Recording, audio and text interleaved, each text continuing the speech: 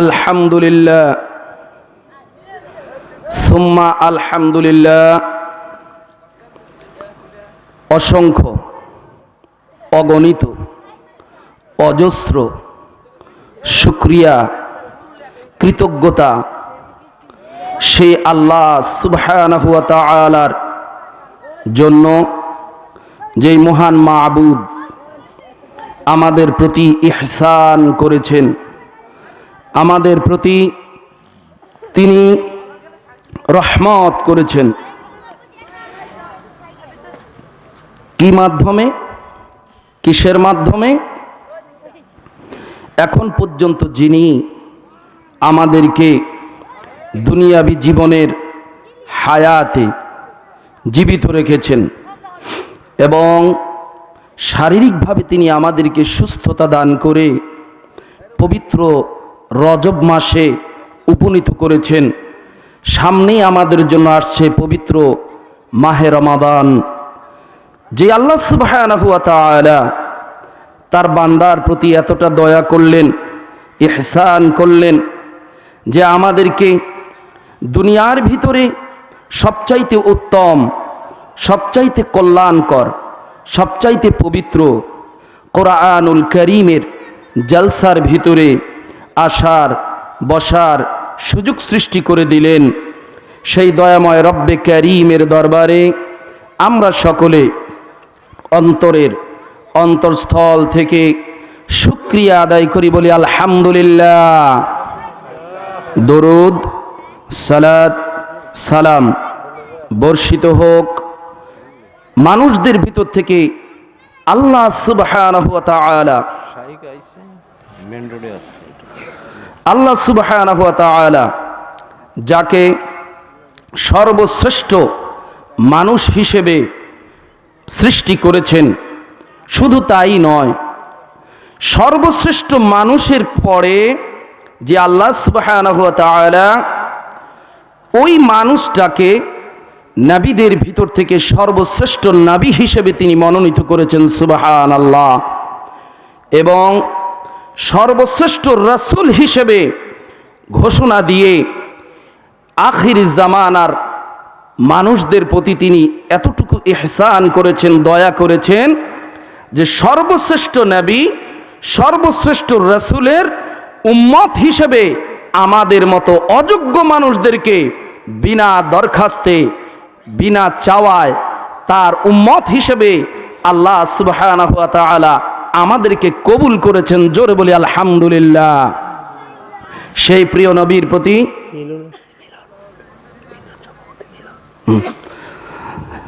সেই আল্লাহ সুবহানাহু ওয়া তাআলার পক্ষ থেকে প্রেরিত নবী, প্রেরিত রাসূল নবী মুহাম্মদুর রাসূলুল্লাহ, প্রিয় রাসূল মুহাম্মদ সাল্লাল্লাহু আলাইহি ওয়াসাল্লাম, তার প্রতি, তার পরিবার পরিজন, সকল খুলাফায়ে রাশিদিন, সকল সাহাবায়ে কেরাম রাদিয়াল্লাহু তাআলা আনহুমগণ, সকল তাবিঈ, সকল তাবে তাবিঈন, সকল সালফে সালিহিন, সকল আইম্মায়ে মুস্তাহিদিন, সকল বুজুর্গানে দিন, এবং সেই সাথে আমাদের পরিবার থেকে যা গত হয়ে গেছে, আমাদের নিকটাত্মীয়, আমাদের দূর সম্পর্কের আত্মীয়, আমাদের প্রতিবেশী এবং আমাদের এলাকাবাসীদের ভিতর থেকে যারা কবরস্থ, আয় আল্লাহ তাআলা তুমি তাদের প্রত্যেকের রুহের মাগফিরাতে শান্তি, রহমত এবং বরকত অবতীর্ণ করো।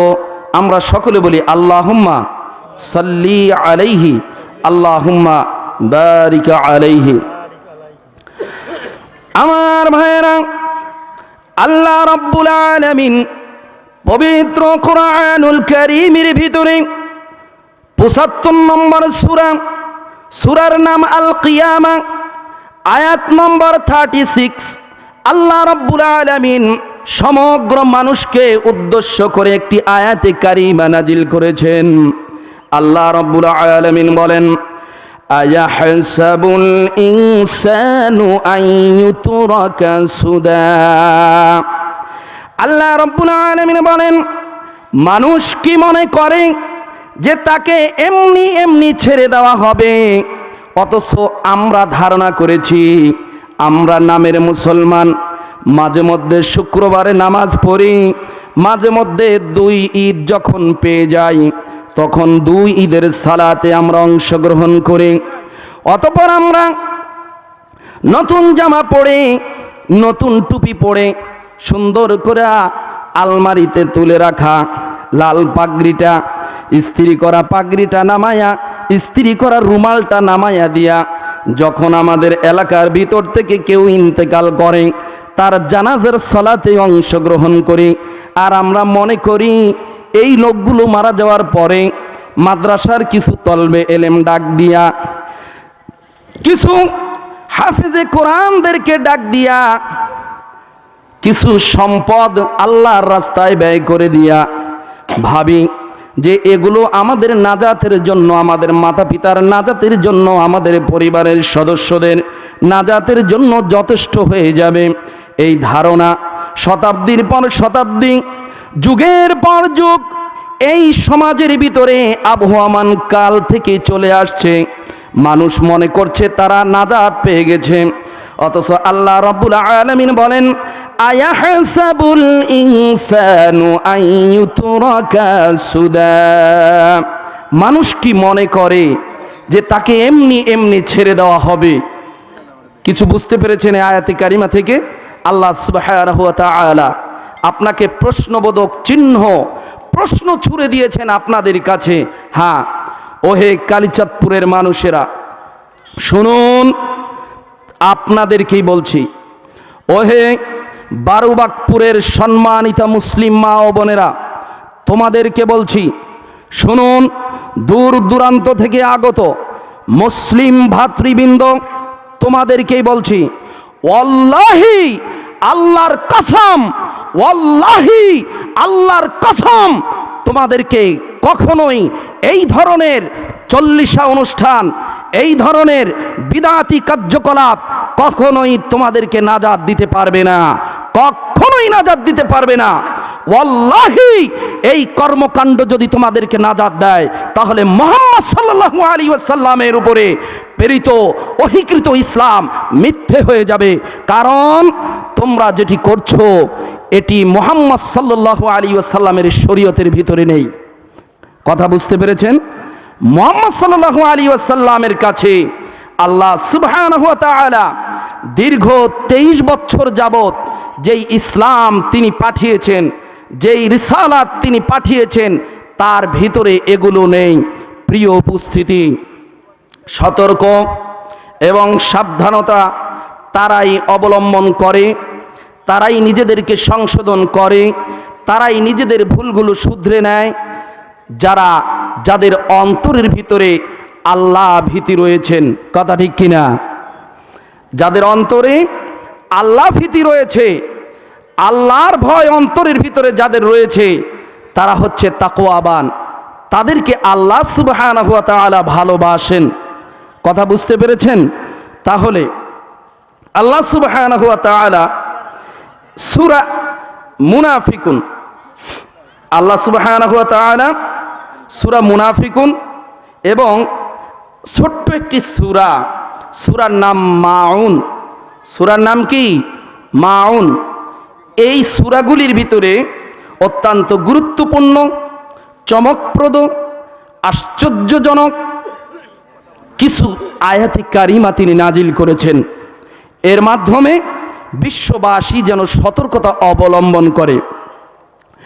আমার ভাইয়েরা, আল্লাহ রাব্বুল আলামিন পবিত্র কুরআনুল কারীমের ভিতরে সূরার নাম রেখেছেন সূরা আয-যারিয়াত।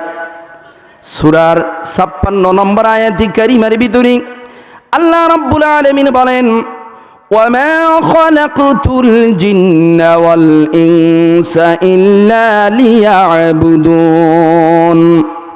আল্লাহ রাব্বুল আলামিন বলছেন, আমি জিন এবং ইনসানকে সৃষ্টি করেছি শুধুমাত্র আমার ইবাদত করার জন্য। সুবহানাল্লাহ। কি উদ্দেশ্যে আল্লাহ সুবহানাহু ওয়া তাআলা জিন এবং ইনসানকে তিনি সৃষ্টি করেছেন? আপনাদের যদি মনে প্রশ্ন জাগে, ওহে নাস্তিকের দল, ওহে যার অন্তরের ভিতরে সন্দেহের বীজ বপন হয়েছে। তোমরা যদি তোমাদের অন্তরের ভিতরে প্রশ্ন জাগে, কখনো যদি তোমার জানতে ইচ্ছে করে যে তোমাকে আল্লাহ সুবহানাহু ওয়া তাআলা কেন সৃষ্টি করে দুনিয়াতে পাঠিয়েছেন, তোমার কি কখনো জানতে ইচ্ছে করে? তোমার কি এই উদ্দেশ্য সম্পর্কে অবগত হওয়ার কোনো ইচ্ছে আছে? যদি তোমার ইচ্ছে হয় এর উত্তর জানতে, তবে জাহেল তুমি শুনো। হ্যাঁ, তুমি জাহেল, তোমাকেই বলছি শোনো। আল্লাহ সুবহানাহু ওয়া তাআলা পবিত্র কোরআনুল কারীম সূরা আয-যারিয়াত আয়াত নম্বর 56 আল্লাহ সুবহানাহু ওয়া তাআলা তোমাকেই বলছেন যে তোমাকে সৃষ্টি করেছেন তিনি ইবাদতের জন্য। কিসের জন্য? ইবাদতের জন্য। তোমার এই সমস্ত খেল তামাশা, তুমি দুনিয়ার জীবন নিয়ে যেভাবে ব্যস্ত হয়ে গেছো, তোমার এই ব্যস্ততা আল্লাহ সুবহানাহু ওয়া তাআলার কাছে টিকবে না। কথা ঠিক কিনা আমার ভাইয়েরা?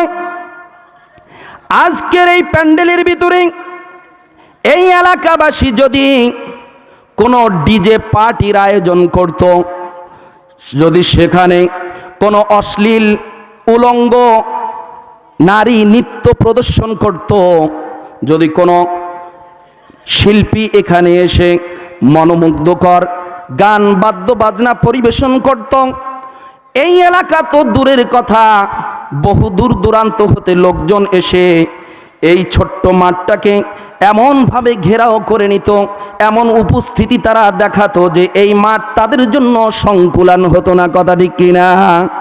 এই মাঠে লোক সংকুলান হতো না। কিন্তু যখন তাদেরকে বলা হলো যে তাফসীরুল কোরআন মাহফিল, কোরআনুল কারীম থেকে তাফসীর পেশ করা হবে, কিন্তু সেখানে লোক সমাগম বেশি না কম? এখানে লোক সমাগম বেশি না কম?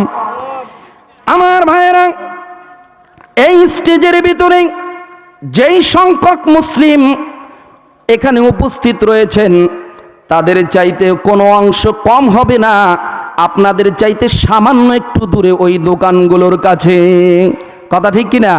এখানে যেই পরিমাণ লোক, ওখানেও কিন্তু এর চাইতে কম লোক না। কিন্তু কোরআনের মাহফিলে কি তারা এসেছে?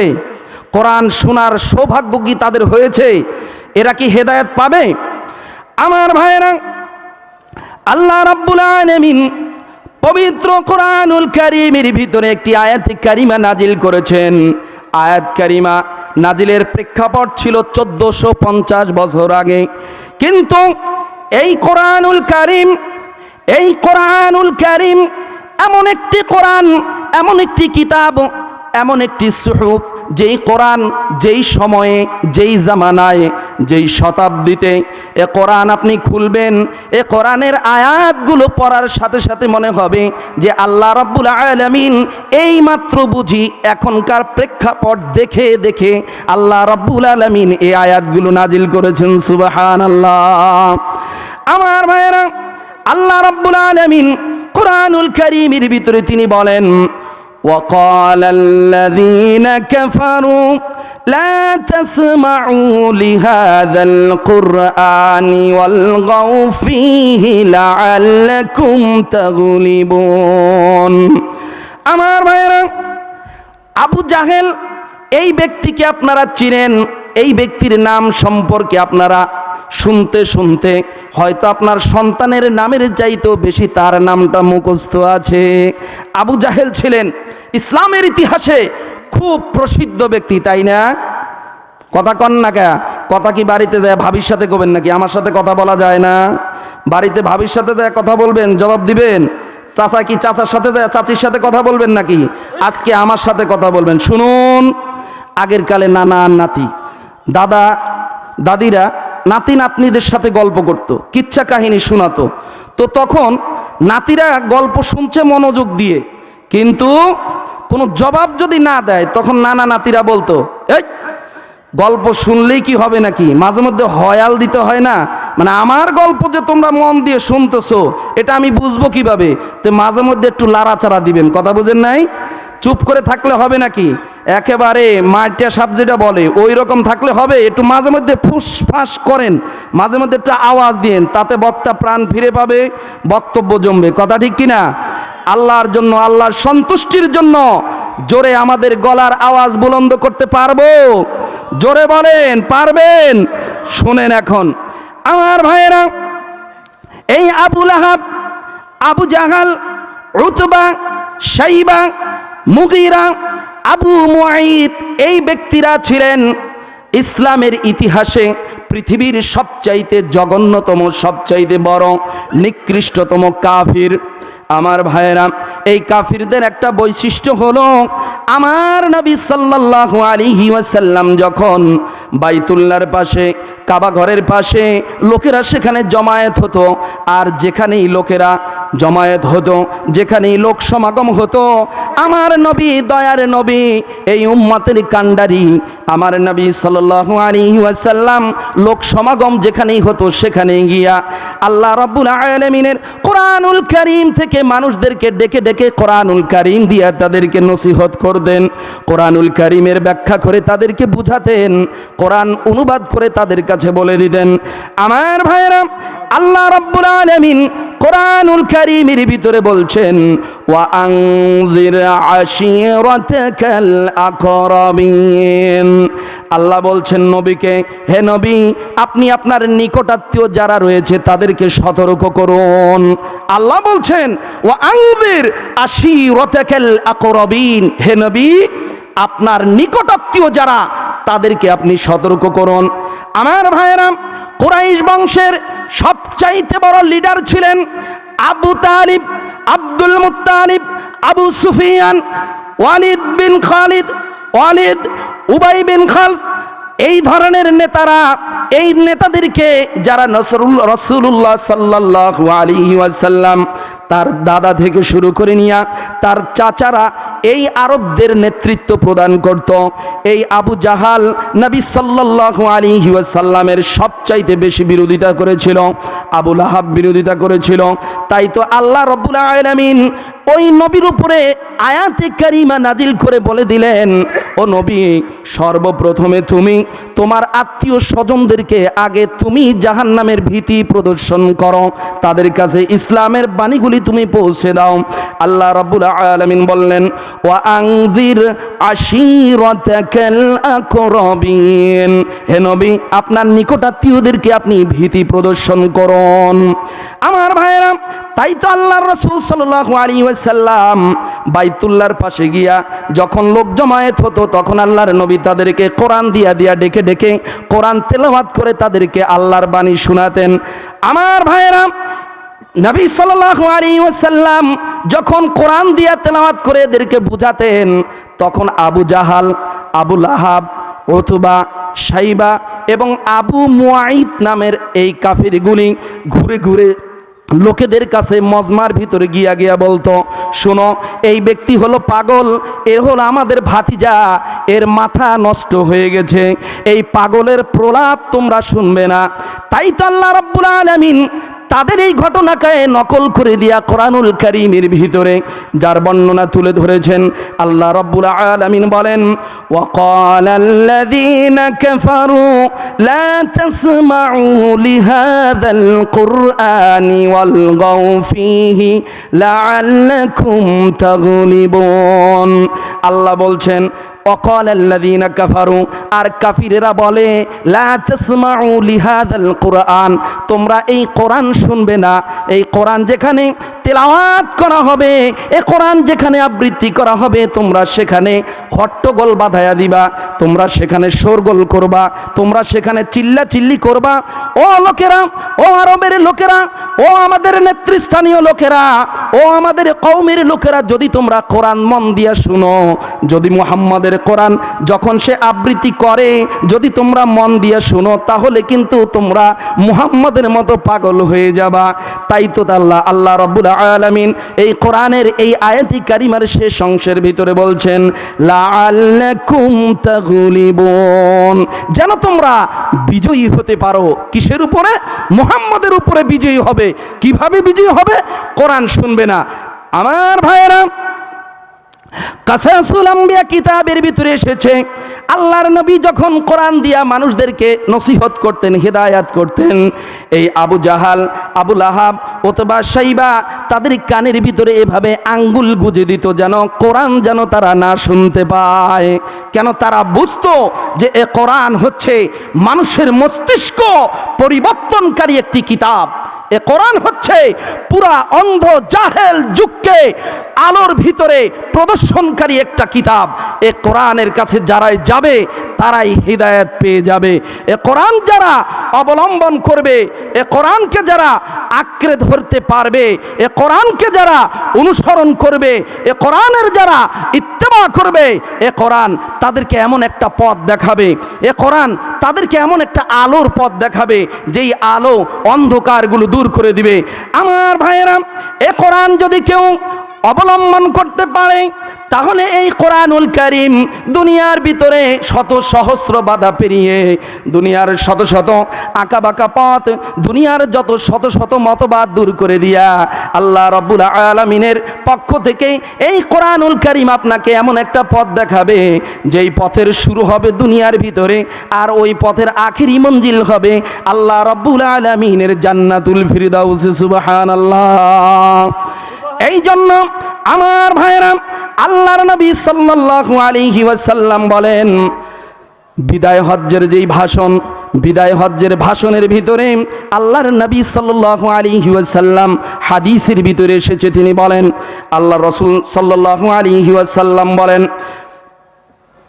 যে আমি তোমাদের কাছে দুটি বস্তু ছেড়ে যাচ্ছি, আমি তোমাদের কাছে দুটি বস্তু ছেড়ে যাচ্ছি, যতক্ষণ পর্যন্ত তোমরা এই দুটিকে মারির দাঁত দিয়ে আঁকড়ে ধরে থাকতে পারবা ততক্ষণ পর্যন্ত তোমরা কসমিন কালেও পথভ্রষ্ট হবে না। সুবহানাল্লাহ। সেই দুটি জিনিস কি? একটি হচ্ছে কিতাবুল্লাহ, আর একটি হচ্ছে সুন্নতি রাসূল। এক নম্বরে হচ্ছে আল্লাহর কোরআন, আল্লাহর কিতাব। দুই নম্বরে হচ্ছে নবী মুহাম্মদুর রাসূলুল্লাহ সাল্লাল্লাহু আলাইহি ওয়াসাল্লামের সুন্নাহ। সুবহানাল্লাহ। আমার ভাইয়েরা, এই জাতি কিভাবে নাজাত পেতে পারে, এই জাতি কিভাবে হিদায়াত পেতে পারে?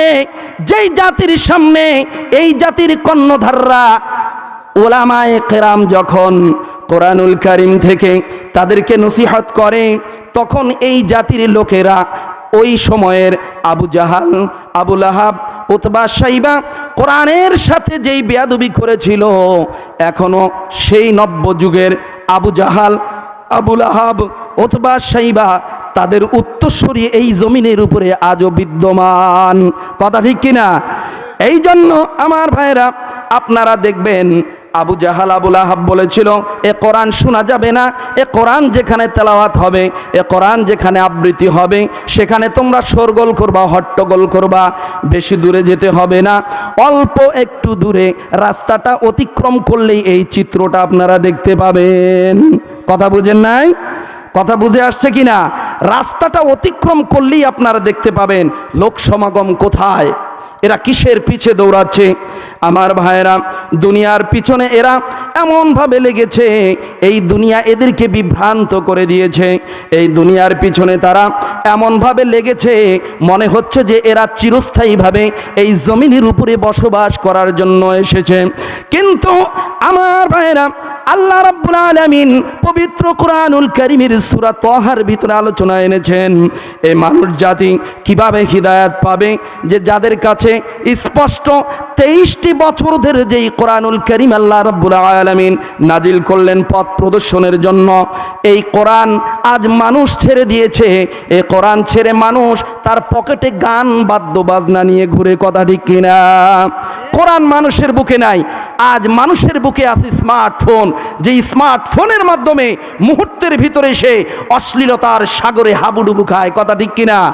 এই জন্য আমার ভাইয়েরা, আল্লাহ রাব্বুল আলামিন যখন আপনি কোরআনুল কারীম খুলবেন, যখন আপনি কোরআন পড়বেন, কোরআনুল কারীমের প্রথম যেই সূরা আল্লাহ রাব্বুল আলামিন নাজিল করেছেন, সূরার নাম কি? সূরার নাম কি? প্রথম যেই সূরা, এই সূরার নাম কি? নবী সাল্লাল্লাহু আলাইহি ওয়াসাল্লাম বলেন উম্মুল কুরআন, সূরাতুল ফাতিহা। উম্মুল কুরআন সূরাতুল ফাতিহা। আলহামদুলিল্লাহ সূরা নামে যেটা আপনারা চিনেন, এটি হচ্ছে কোরআনের জননী। আমার ভাইয়েরা, লোকেরা তো কোরআন পড়ে, কিন্তু এই কোরআন সম্পর্কে তারা বেখবর। তাই তো আমার ভাইয়েরা, রব্বুল আলামিনের দেওয়া এই নিয়ামত তারা চিনতে পারে নাই।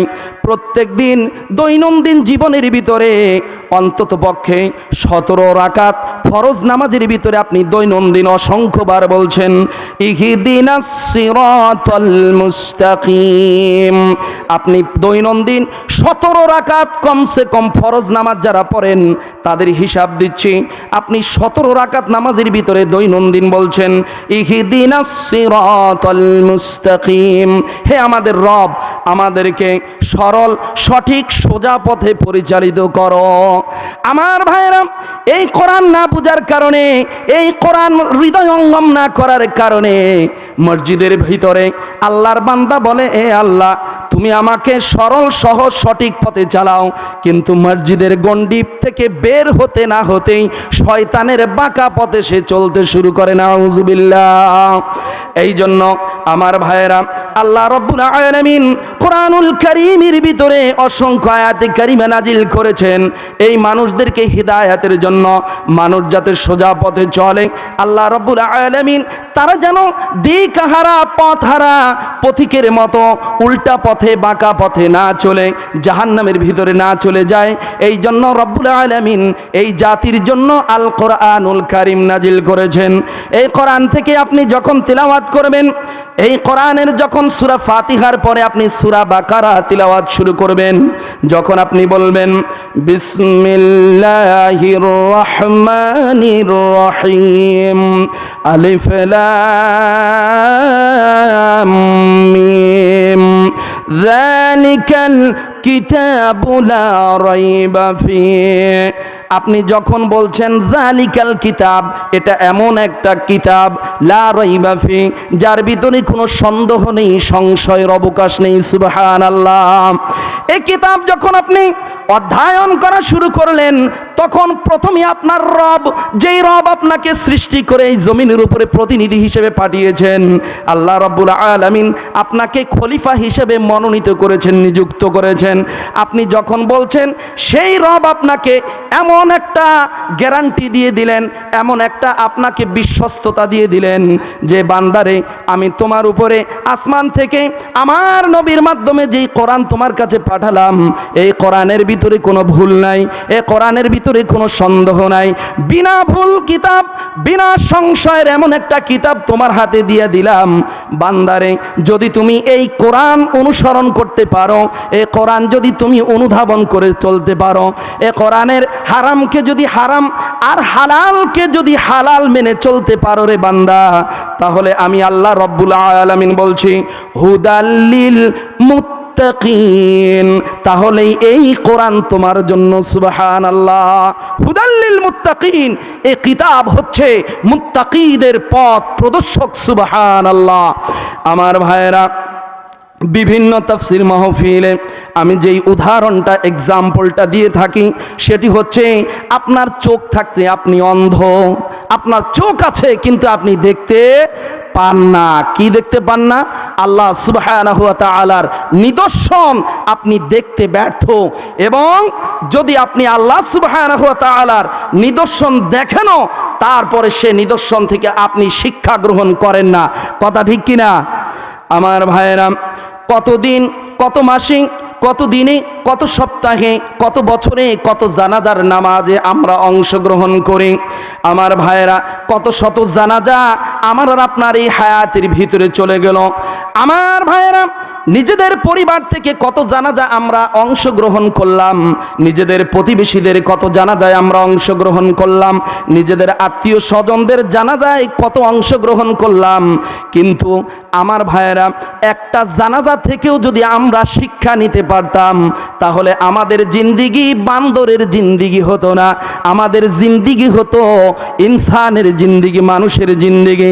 আমার ভাইয়েরা, কত শত জানাজা আমরা দাঁড়ালাম, পড়লাম, কত মাইয়েতকে কত মুর্দাকে নিজের হাতে দাফন করে দিলাম, কিন্তু এই মাইয়েতগুলি থেকে, এই মুর্দাগুলি থেকে, এই কবরগুলি থেকে আর এই জানাজা থেকে আমরা কোনো শিক্ষা নিতে পারি নাই। কথা ঠিক কিনা? শিক্ষা নিতে পেরেছেন? শিক্ষা যদি নিতে পারতেন, আপনার চেহারা সুরুত, আপনার লেবাস, আপনার কাটিং দেখেই বোঝা যেত, আপনার সেটিং, আপনার ফিটিং, এগুলো দেখেই বোঝা যেত যে আপনি কতটুকু মুসলিম হতে পেরেছেন। আমার ভাইয়েরা, এই জন্যই আমাদের এই অবস্থা। আল্লাহ রাব্বুল আলামিন পবিত্র কোরআনুল কারীমের ভিতরে সূরা আল বাকারার ভিতরে আল্লাহ রাব্বুল আলামিন ঘোষণা করলেন, রাব্বুল আলামিন বলেন, ইয়া আইয়ুহাল্লাযীনা আমানু লা তুলহিকুম আমওয়ালুকুম ওয়ালা আওলাদুকুম আন যিকরিল্লাহ ওয়া মান ইয়াফআল যালিকা ফাউলাইকা হুমুল খাসিরুন। আমার ভাইরা, আল্লাহ রাব্বুল আলামিন কোরআনুল কারীমের ভিতরে ডাক দিয়া আপনাকেই বলছেন, ওহে কালীচদপুরের যুবকেরা তোমাকেই বলছেন, ওহে কালীচদপুরের তরুণেরা তোমাকেই বলেছেন, ওহে কালীচদপুরের বয়োবৃদ্ধরা, ওহে প্রবাস থেকে দূর দূরান্ত থেকে আগত মুসলিম ভাইয়েরা, হ্যাঁ তোমাকেই বলছেন আল্লাহ সুবহানাহু ওয়া তাআলা। আল্লাহ রাব্বুল আলামিন বলেন, হে ঈমানদারেরা, ইয়া আইয়ুহাল্লাযীনা আমানু, হে ঈমানদারেরা, তোমাদের ঐশ্বর্য আর তোমাদের সন্তান সন্ততিগণ, তোমাদের দুনিয়ার সম্পদ যেন তোমাদেরকে আল্লাহর স্মরণ হতে উদাসীন করে না দিতে পারে। সুবহানাল্লাহ। যত সম্পদ, যত ঐশ্বর্য আল্লাহ সুবহানাহু ওয়া তাআলা তোমাকে দেখ আর তোমার থাকুক, এগুলো যেন তোমাকে আল্লাহর স্মরণ থেকে গাফেল করে দিতে না পারে। কিন্তু আমার ভাইয়েরা, সামান্য একটু চায়ের আড্ডা, সামান্য একটু বিড়ি সিগারেটের আড্ডা আমাদেরকে আল্লাহর স্মরণ থেকে গাফেল করে দিতে পারে। কথা ঠিক কিনা? মাহফিলে না আসে, মাহফিলের প্যান্ডেলের ভিতরে না ঢুকে বলতেছে গলাটা একটু ভিজাইয়া নে, গলাটা যে কি শুকাইছে, কাঠ হয়ে গেছে। আহারে আমার ভাইয়েরা, এই গলা ভিজাবে, গলাটা ভিজানো হবে, গলাটা কঠিন তৃষ্ণা পাবে, কিন্তু সেদিন এই গলা ভিজানোর জন্য কোনো লাল চা পাওয়া যাবে না, কোনো কফি পাওয়া যাবে না, কোনো দুধ চা পাওয়া যাবে না, কিন্তু পাওয়া যাবে যারা মুমিন তারা পাবে, আর যারা মুশরিক তারা পাবে না। আমার ভাইয়েরা, এই দুনিয়ার জীবনে যারা নিজেদের প্রবৃত্তির অনুসরণ থেকে মুখ ফিরাইয়া নিয়া আল্লাহ রাব্বুল আলামিনের স্মরণের দিকে নিজেদের ঈমানকে সঁপে দিয়েছে, নিজেদের প্রবৃত্তিকে আল্লাহর দিকে ফিরাইয়া দিয়েছেন, আল্লাহ রাব্বুল আলামিন সেই সমস্ত মানুষদের জন্য ঘোষণা রেখেছেন এমন সব জান্নাতের, যেই জান্নাতের তলদেশ দিয়া দুধের ঝর্ণা ধারা প্রবাহিত হবে। সুবহানাল্লাহ। এই জন্য আল্লাহ রাব্বুল আলামিন কোরআনুল কারীমের ভিতরে বলেছেন, ফাদখুলি ফি ইবাদি ওয়াদখুলি জান্নাতি। ওহে আমার আবেদ, ওহে আমার ইবাদতকারী বান্দারা, তোমরা সেই জান্নাতের ভিতরে ঢুকো যেই জান্নাতের প্রতিশ্রুতি আমি আল্লাহ রাব্বুল আলামিন তোমাদেরকে দিয়েছি। আমার ভাইয়েরা, হাদিসের ভিতরে এসেছে কাল হাসুরের ময়দানে মানুষ পিপাসার্ত হয়ে যাবে, মানুষের জিহ্বাগুলি বের হয়ে যাবে। কতটা বের হয়ে যাবে? যতটুকু বের হয়ে যাওয়ার। আমার ভাইয়েরা, হযরতে আয়েশা সিদ্দিকা রাদিয়াল্লাহু তাআলা আনহা থেকে হাদিস বর্ণিত হয়েছে। মা আয়েশা সিদ্দিকা রাদিয়াল্লাহু তাআলা আনহা বলেন, হাসরের মাঠে এমন বিভীষিকাময় অবস্থা তৈরি হবে যে লোকেরা তাদের নিজেদের ঘামে হাবুডুবু খেতে থাকবে, পানির পিপাসায় তারা ছটফট করতে থাকবে, আর লোকেরা বলবে তাড়াতাড়ি করে যদি বিচারের দিনটা শুরু হয়ে যায়, যদি বিচারের কাজটা শুরু হয়ে যেত, তাহলেই এই আযাব থেকে আমরা বেঁচে যেতে পারতাম। আমার ভাইয়েরা, আল্লাহ রাব্বুল আলামিন কোরআনুল কারীমের ভিতরে আমাদেরকে সতর্ক করে দিলেন, এই দিবসের ভিতরে যখন আমরা পিপাসার্ত হব, যখন আমাদের জিহ্বাটা বেরিয়ে আসবে পানির পিপাসায়, তখন নবী মুহাম্মদুর রাসূলুল্লাহ এই পরিস্থিতির ভিতরে তার উম্মতকে হাউজে কাউসারের পানি নিয়ে দৌড়াতে থাকবেন তার উম্মতের কাছে।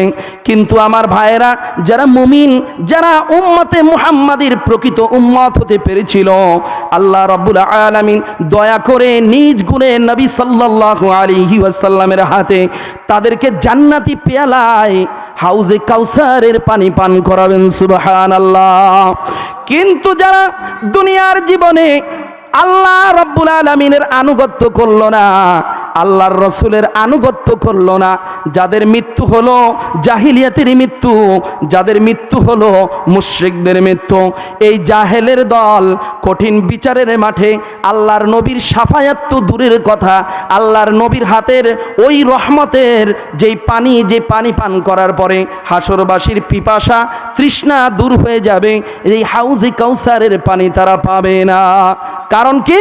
কারণ এরা আল্লাহর নবীর প্রতি আল্লাহ সুবহানাহু ওয়া তাআলা যেই রিসালাত প্রেরণ করেছিলেন, এই রিসালাত, এই দায়িত্ব, এই নবুয়তি দায়িত্বের কাজ তারা নিজেদের সাথে বাস্তবায়ন করতে ব্যর্থ হয়েছে। কথা বুঝেন নাই? এ কোরআন এসেছে জাতিকে পরিবর্তন করে দিতে, এ কোরআন এসেছে জাতিকে কি করতে? পরিবর্তন করে দিতে।